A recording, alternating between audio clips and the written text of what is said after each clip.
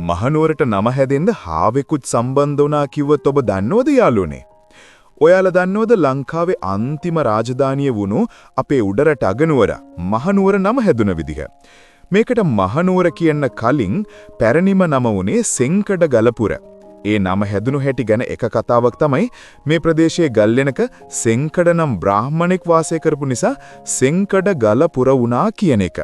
තවත් හරිම ජනප්‍රිය කතාවක් තියෙනවා.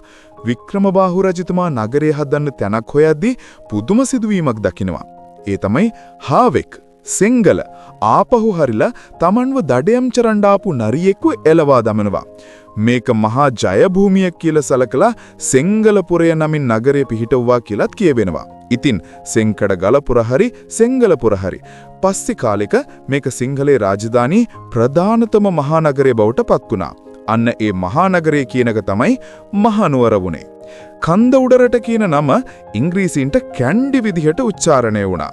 මේ වගේ අපේ ඉතිහාසයේ තවත් වටිනා කතා දැනගන්න අපේ Facebook page එක follow කරන්න.